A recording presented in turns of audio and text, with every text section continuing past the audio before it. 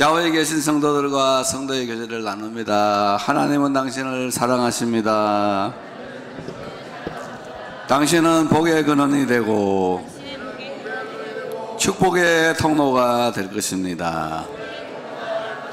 하나님은 당신을 통하여 큰 영광을 받으실 것입니다. 아멘. 꼭 그와 같이 되시기를 축원합니다. 제가 지난주에 여러분이 잘 아시는 대로 학회에 좀 다녀왔습니다. 거기서 31년 만에 아주 귀한 분을, 목사님 한 분을 만나게 되었는데, 그 31년 전에 제가 우리 조남철 장로님 출신 교회인 내수동교회 대학부 수련회를 가서 인도했습니다. 근데 그 수련회에 참여한 한 학생이 있었는데, 이 내수동 교회를 다니고 있는 한양대학교 법대에 다니고 있는 친구 하나가 있었는데, 그 친구가 철학에 빠져가지고, 포스트 모더니즘 철학에 빠져가지고, 뭐 하나님은 없다, 하나님은 죽었다, 성경은 절대 진리가 아니다 하는 이런 말을 해서 조원들이 많은 걱정이 되었답니다. 여러분도 잘 알다시피 포스트 모더니즘 철학을 철학계에서는 때로는 뭐 사타니즘이라고도까지 이야기를 하는데, 이 철학의 핵심은 하나님이 없다는 겁니다. 하나님이 있더라도 성도 속에는 없다는 거예요. 성도들 속에 정말로 하나님이 있으면 성도들이 이렇게 돈에 대한 욕심, 세상에 대한 욕심, 성에 대한 욕심, 권력에 대한 욕심, 자녀에 대한 욕심이 이렇게 충만하겠느냐. 오히려 세상 사람들, 하나님 없는 사람보다가 더 많이 그런 것들에 욕심을 가지고 있는 걸로 봐서, 확실히 하나님은 밖에서는 계시는지 모르겠지만 성도들 속에는 존재하지 않고 성도 속에는 없고 성도들 안에 죽었다는, 일단 굉장히 위험한 사상입니다. 이게 굉장히 위험한 사상이면서 동시에 우리 스스로를 돌아보게 만드는 것은, 나는 과연 예수를 믿으면서 돈에 대한 욕망이나 성에 대한 욕심이나 권력에 대한 욕심이나 자녀에 대한 욕심이나 세상에 대한 욕심이 세상보다 더 많은 사람인지 적은 사람인지를 우리가 한번 돌아볼 수 있는 계기는 되어야 되겠습니다. 기도한다 그러면서 그런 욕심이 더 늘어나고 있다면 하나님 쪽으로 가는 것은 아니다. 그게 하나님의 백성으로서 그런 삶을 살아가는 건 아니다는 거죠. 그래서 절대 진리인 성경은 사람이 지은 책 중에 하나다, 이런 식으로 해서 사람들의 막 믿음을 무너뜨리는 사단의 생각들이 막 밀려오는 그런 철학을 신봉하고 있었대요. 근데 이 사람이 수련회를 와서, 저와 같이 이제 수련회 중에 제가 제일 마지막 날에 하나님의 임재를 느끼지 못하는, 하나님을 알지 못하는 그리스도인들은 앞으로 나오라 해가지고 기도를 하는데 성령의 불을 받았대. 성령의 세례를 받고 성령의 은사를 막 세게 받으면서 그 다음날 아침에 일어나서, 형님, 그 리더한테, 형님, 하나님 확실히 살아계신 것 같아요. 그렇게 고백을 하고 지금까지 서울 시내에 있는 어떤 교회에서 믿음 생활을 잘하고 있다는 아주 기쁜 소식을 전해주었습니다. 아무것도 아닌 것 같았는데, 우리가 예수 믿고 신앙생활을 하지만은 하나님을 체험하지 못하면, 하나님에 대해서 알지만은 하나님에 대해서 체험적으로 알지 못하면 사도 바울처럼 다메섹 도상에서 하나님을 만나고 변화되기 전에 바울로 머물러 있으면 얼마나 큰 교회와 개인에게 삶의 피해가 되는가를 알게 될 수 있습니다. 그래서 내가 과연 믿음 생활을 하면서 교회는 다니지만 하나님을 못 만났다면, 교회는 출석하고 있지만 하나님을 경험하지 못하면 부지런히 경험해서 하나님의 살아계심을 체험하고 주를 위한 귀한 일꾼의 길로 사시기를 축복합니다. 교회를 다니는데 점점 더 믿음이 떨어지고 있어요. 점점 더 세상에 대한 의심이 커지고 있습니다. 세상 철학의 속임수에 쏟고 있습니다.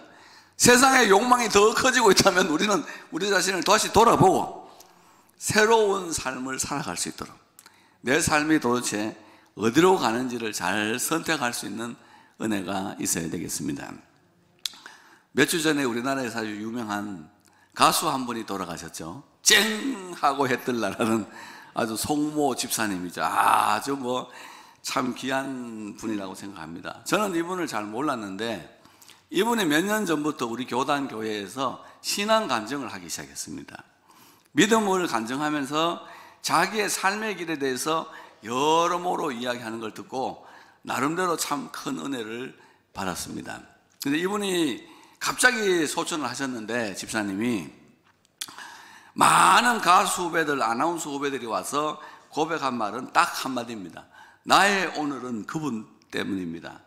나의 오늘은 과거의 그분 때문이라는 고백을 하더라고요. 내가 오늘날 이렇게 노래 부를 수 있고 아나운서를 할 수 있는 것은 옛날에 이분이 쨍하고 해뜰날로 잘 나갔잖아요. 그 잘 나가던 가수 시절에도 자기를 만나면 너는 나보다 더 큰 가수가 될 수 있고 더 유명한 가수가 있고 노래를 더 잘하는 가수가 될 거다고 위로를 해주고 또 주머니에 있는 대로 돈을 꺼내가지고 오시고 배고플 텐데 밥 사 먹으라는 그걸 잊지 못한다 이런 간증이 나오고 있죠. 아나운서하는 어떤 형제도 굉장히 괴로웠는데 와가지고 조금만 더 참고 노력하면 좋은 날 올 거다 그런 위로의 말을 해주고 주머니에 돈들 꺼내주면서 가서 밥 사 먹으라 했는 이런 삶을 사셨다 그래요. 그래서 그 분이 죽고 난 다음에 많은 유명인들이 와서 그분에게 받았던 과거의 은혜를 나누고 또 부조를 거액으로 하고 있다 그럽니다. 아마 내가 죽으면 우리 집사람이 큰 부자가 될 것 같습니다. 아멘입니까? 죽으란 말입니까? 죽으면 큰 돈 내겠다는 건지 아니면 뭔지 잘 모르겠는데 어쨌든 여러분의 오늘은 나 때문 아닙니까? 이건 또 이단입니다. 이건 하나님 때문에 여러분이 오늘 여기 있지 뭘 내 때문에 여기 있어요. 나는 여기서 그냥 할렐루야 하고 나 혼자 여기서 춤추고 놀았을 뿐인데 뭘 나 때문에 있느냐 그런 생각도 듭니다. 우리가 나중에 이 세상을 떠났을 때 누군가 이런 고백을 하고 있다면 나의 오늘은 어제의 그분 때문입니다는 이런 고백이 나올 수 있다면 이 얼마나 아름다운 인생이고 또 예배에 참여하는 그 많은 연예인들이 같이 울면서 이런 분을 보내주신 하나님께 감사한다면 얼마나 그 큰 영광이 되겠습니까? 나는 어떻게 살고 있습니까? 남에게 나의 과거는 나의 오늘은 저 사람 때문에 잘 됐습니까? 이 고백을 들으면 얼마나 좋겠습니까? 내가 오늘 이 모양 이 꼬라지가 된 거는 저놈 시키를 잘못 만나서 그렇다 이런 소리를 듣는다면 이건 말이 안 되는 이야기 아니겠어요? 우리는 만나는 사람에게 은혜를 베풀고 평강을 주는 인생이 되어야 할 것을 믿습니다. 그 이분의 간증의 핵심이 그거더라고요. 잘 나갈 때 신앙생활 더 똑바로 해라. 돈을 너무너무 많이 벌어가지고요 주일만 하루만 딱 쉬면은 막 세상에 있는 돈 다 벌어서 재벌 될 것 같더래요. 그래서 어느 날부터 잘 다니던 그 쨍하고 해뜰날 가사를 주신 하나님을 멀리하고 예배를 멀리했는데 정상이 비정상이 되더랍니다. 가장 똑똑하고 가장 이지적이고 가장 스마트하고 가장 지혜로운 여인이었던 자기 아내가 사기를 당한 거죠. 토지 7만 평 사기를 당해가지고요 있는 재산 500억은 다 처리하고 또 빚이 수백억도 남아있어. 이 빚을 정리하기 위해서 식탁에 앉아서 밥을 먹지 못하고 달리는 차 안에서 삼각김밥을 먹으면서 하루 5군데를 출연하면서 빚을 갚는데 10몇 년이 걸렸다 그러더라고요. 그러면서 하얏트 호텔 앞에 있는 100억짜리 집이 있었대요. 4층짜리 집을 혼자 쓰고 있었는데 그 집이 이제 넘어가가지고 트럭으로 20대를 사용해서 꺼내는 날 하나님 앞에 남산에 올라가서 엉엉 울었다 그러더라고요. 사람들이 자기 얼굴을 알아볼까 봐 얼굴을 가리고 남산에서 하늘을 바라보는 쪽으로 바라보면서 하나님 정말 내가 잘못했습니다. 죄송합니다. 생명만 기회를 주시면 주를 위해 살겠습니다. 그래가지고 인생의 마지막엔 정말 신앙생활을 잘 하셨더라고요.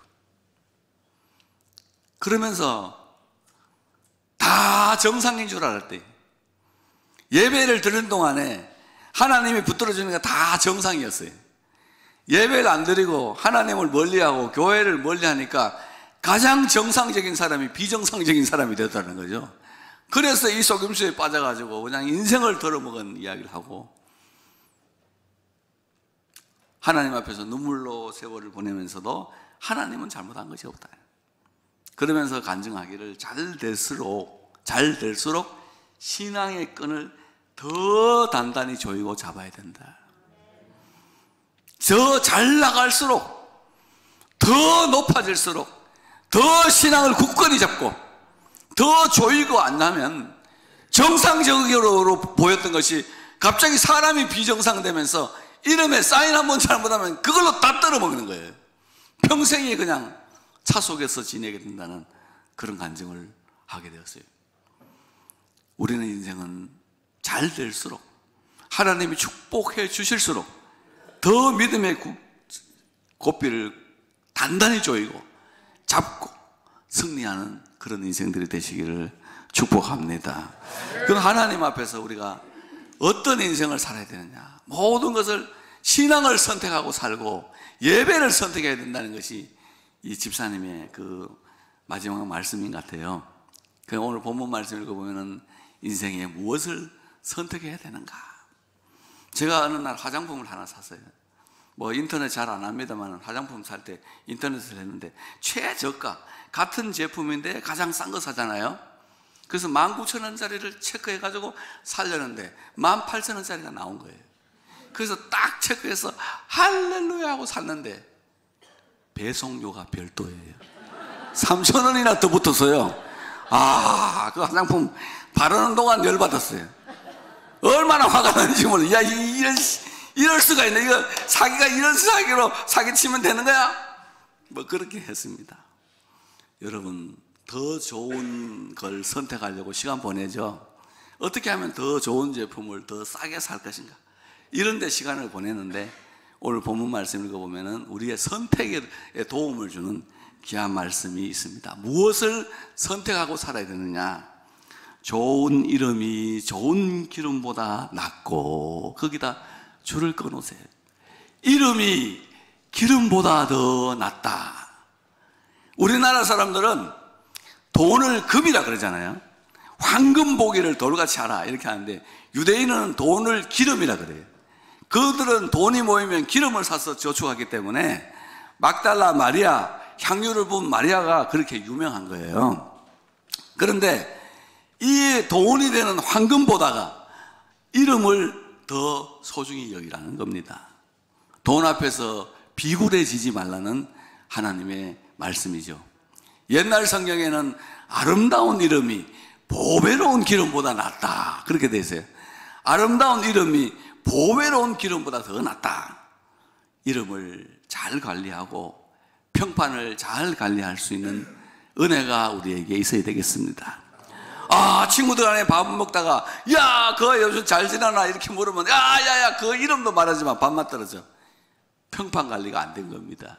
그 이름만 들으면 다른 사람의 밥맛을 떨어뜨리고 있다면 그건 아주 어려운 일이겠죠. 내 이름이 기름보다 더 중요하다는 걸 알아야 됩니다. 피는 물보다 진하지요. 변호사들은 뭐라 그런지 아세요? 돈은 피보다 진하다. 돈 앞에서는 형제고 자매고 부모가 없어요. 법정 다툼하는 보면은 돈은 피보다 더 진해요. 돈보다 더 위에 있는 게 없어요. 그런데 오늘 성경 말씀은 뭐라 그러냐? 이름은 피보다 더 진하다. 내 이름이 그 더 중요한 거다. 그렇게 이야기를 하고 있습니다. 저는 아무리 생각해봐도 목사로서 인물도 떨어지고 뭐 여러 지성도 떨어지고 영성도 떨어지고 떨어지는 게 많습니다. 누가 끄덕끄덕 하고 있어요? 설교 안 하겠다. 이분 설교하려고 그러는데 이 부분 빼야 돼. 제발 끄덕끄덕 하지 마시오. 진짜 부족해요? 그런데 하나님께서 왜 나에게 이렇게 많은 은혜를 주시는가? 개척교회 참 구사일생으로 살아남았고 100개 중에 1개가 성공한 100명이 넘어가는 교회 중에 있는데 이 살아남았다는 걸 참 감사하게 생각하면서 제 마음에 걸리는 사건이 하나 있습니다. 저는 우리 어머니가 일찍 돌아가셨고 아버지가 늦게 돌아가셨습니다. 그래서 아버지 돌아가신 다음에 형제간에 유산을 정리하는데 한 5억 8천만 원쯤 됐습니다. 그래서 제가 그걸 앞에 놓고 그랬습니다. 형제들에게 너희들 예수 믿으면 나 포기하겠다. 그렇게 예수 믿으라 해도 안 믿던 애들이 다 아멘 하는 거예요. 돈 앞에 뭐 아멘 할 좋다. 믿으면 포기한다. 그래서 깨끗하게 포기하고 나눠줬습니다. 아까웠죠. 포기했지만 집에 와서 저녁에서 속이 쓰렸어요. 나도 사람인지라, 나도 인간이지 않습니까? 얼마나 속이 쓰리겠어요. 그 돈이면 지금 같으면 얼마나 큰 돈이겠어요. 2012년도에 목동 아파트 3억 할 때니까요. 큰 돈입니다. 예. 집에 오니까 너무나도 속이 쓰려요. 근데 제가 포기한 이유가 되는 말씀이 있었어요. 나와 및 복음을 위하여 집, 형제, 자매, 엄마, 아버지 또 그 자녀들 전토를 포기한 자는 현세에서 100배를 받고 내세에서 영생을 얻지 못할 자가 없으리라. 그래서 우리 형제들 그렇게 예수 안 믿다가 다 집사님 되셨어요. 그걸로 만족하고 삽니다. 포기했어요. 그리고 정말 하나님께서는 포기한 이후에 100배의 축복을 주시라는 말씀을 이루기 위해서 지금 열심히 일하시고 계세요. 자기의 말씀이기 때문에 반드시 이루실 줄로 믿습니다. 생각지도 않은데 집이 생겼어요. 좋은 아파트를 개인이 막 사줘요. 어떻게 이게 가능한 일입니까? 내가 돈으로 사면은 절대로 있을 수 없는 일이지만 하나님은 신실하게 약속을 지키셨어요. 교회도 점점 부해요. 100배를 주려면 월급 내가 억은 받아야 되잖아요. 뭐 이럴 때는 아멘 안 하고 아까 아니 내가 여러분 억은 받으시 12억은 돼야 되잖아요. 연봉이. 그렇죠. 장로님 아멘 하시니까 내년에 예산 책정하세요. 그래서 했는데 어쨌든 복음을 위하여 하나님의 이름을 위하여 내려놓을 줄도 알아야 돼요. 하나님의 실력을 한번 믿어보세요. 100배 주실 줄로 믿습니다. 아름다운 걸로 채워질 줄로 믿습니다. 건축하지 아니한 성읍을 얻게 하시고 짓지 아니한 집을 얻게 하시고 파지 아니한 우물에 물을 먹게 하시고 심지 아니한 나무의 과실을 먹게 하시리라. 왜 그런 일을 했을까요? 하나님을 사랑했기 때문에. 하나님을 사랑하는 본심에서 그렇게 한 거예요. 에? 그 하나님께서도 말씀을 이루어 주시고 채워 주신다. 그래서 항상 이름을 기름보다 소중하게 생각해라. 좋은 이름이 좋은 기름보다 낫고, 그 다음에 두 번째는 죽는 날이 출생하는 날보다 나으며, 초상집에 가는 것이 잔치집에 가는 것보다 낫고, 지혜자의 마음은 초상집에 있으되 우매한 자의 마음은 혼인집에 있느니라. 사람들은 출생하면 막 할렐루야 기뻐하고, 사람 죽으면 막 죽음에 대한 이야기도 하지 마라 그래. 재수 없다고. 오늘 지금 아침에 하나님 통해서 은혜 받으러 왔는데 뭐 죽음에 대한 이야기해서 참 죄송합니다만은 출생하는 날보다가 죽는 날이 더 좋다고 성경이 이야기하고 있는 이유는, 철학적인 이유는 뭐죠? 모든 사람 다 죽으니까. 너도 죽는다. 너도 죽는다는 사실을 이해하고 세상에서 그 많은 욕심으로, 그 많은 권력으로, 그 많은 힘으로 영원히 죽지 않을 것 같은 사람들이 죽는 모습을 보면서 너도 죽는다는 사실을 깨닫고 그 사실 앞에서 내가 어떻게 살아야 될 것도 깨달으라는 말씀이에요. 초상집에 가서, 지혜자가 초상집에 가서 아이고 나도 죽는구나, 하나님 앞에 죽고 난 다음에 심판이 있을 텐데 어떻게 살아야 될 것이냐, 이거를 생각할 수 있는 기회가 되기 때문에 초상집에 가라는 거예요. 잔치집에 가서 떠들고 놀면서 오늘을 잊어버리는 쾌락 속에 빠져서 휘락락하지 말고 초상집에 가서 내 인생의 끝이 어디로 가고 있는지를, 내 인생은 어디로 향하고 있는지를 분명히 알고 오늘의 삶을 새롭게 하라 하는 그런 말씀이에요. 여러분, 성경의 부자와 나사로 비유가 유명하잖아요. 거지 나사로 인생의 최고의 날은 언제였어요? 죽는 날이었어요. 그 사람은 하나님을 믿었지만 건강이 회복되지도 않았어요. 물질이 많아지지도 않았어요. 장애가 회복된 것도 없습니다. 그냥 눈물로 살다가 거지로 살다가 죽었습니다. 장례도 못 치렀어요. 그리고 거적대기에 싸가지고 사람들이 버렸겠죠. 그러나 그 영혼은 그날 하나님을 만났습니다. 아브라함을 만났습니다.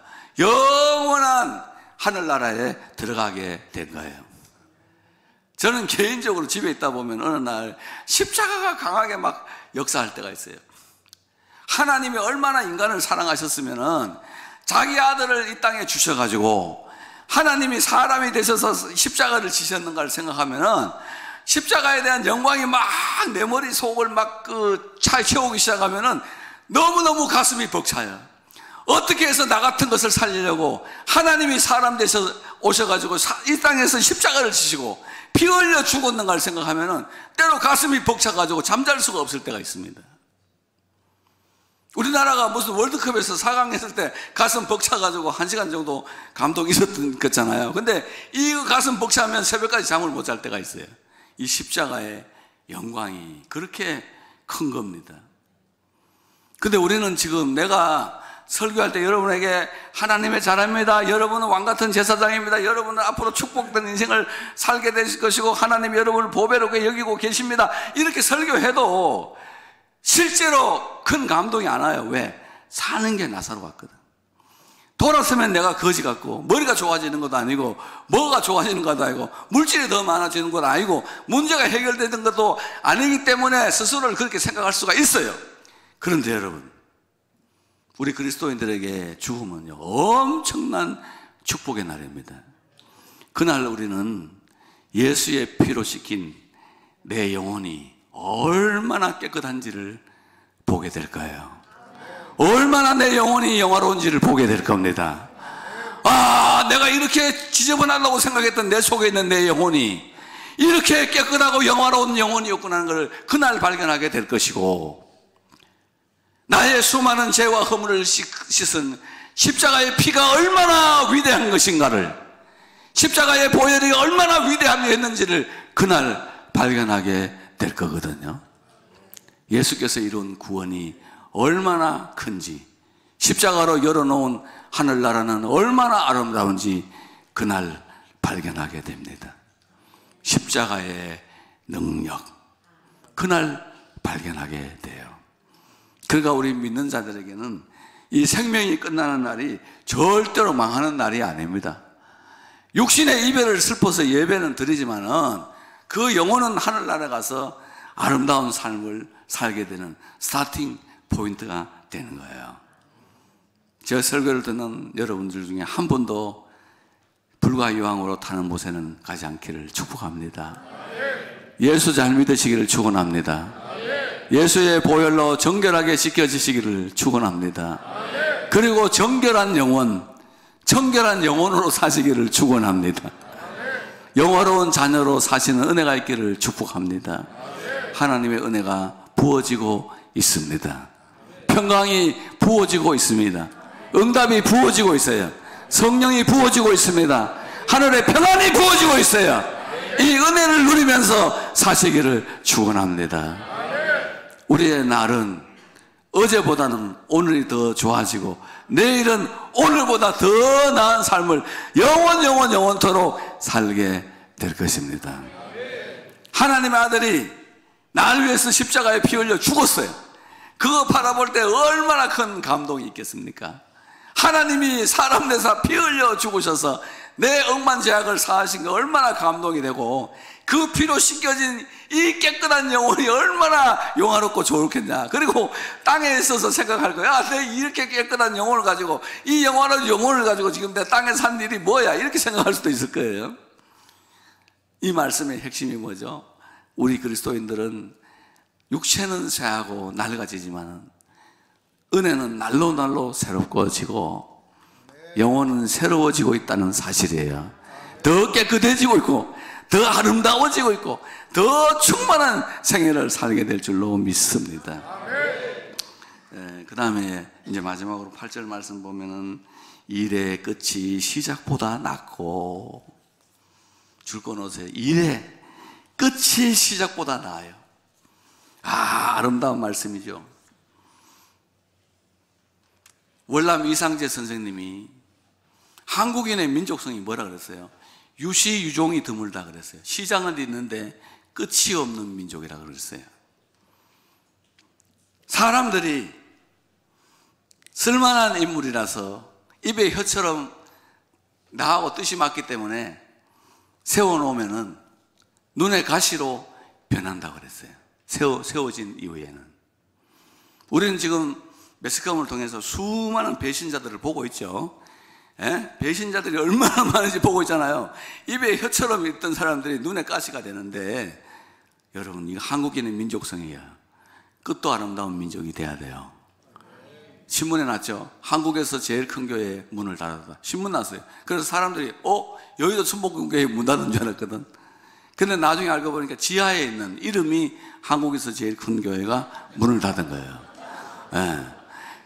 열 때는 한국에서 제일 큰 교회를 만들겠다. 그랬으면 기도하고 말씀 보고 40일 금식 기도하고 70일 금식 기도 해서라도 한국에서 제일 큰 교회를 만들어야지. 문을 닫아가지고 신문 나면 되겠냐 말이에요. 그래서 유시유종이 드문 사람이에요. 교회 직분자도 그래요. 처음엔 좋았는데 나중에 엉망되고 있다면 이거 인생 잘못 산 거예요. 나는 어떤 사람으로 살고 있는가? 끝이 있는 사람인가? 끝이 더 아름다운 백성이 아름다운 인생이다. 시작보다 끝이 좋아야 돼요. 하버드 대학 100명 들어가잖아요. 44명 졸업합니다. 입학한 사람 많아봐야 밤도 졸업 못해요. 박사과정 MIT 들어가는 건 더 소수입니다. 들어간 게 중요한 게 아니에요. 끝이 아름다운 사람이 될 때 그 아름다운 인생이 인정을 받는 거고.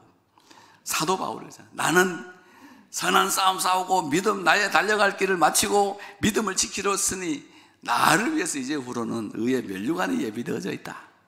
얼마나 아름다워. 열심히 달려가시고 전보다 끝이 더 좋은 백성들 되시기를 축원합니다. 아멘. 아멘. 주여 기도 받아주세요. 주여 끝이 좋은 백성 되게 하옵소서. 배신하지 않게 하옵소서. 은혜 받고 살게 하옵소서. 아멘. 승리하는 인생 되시기를 축원합니다.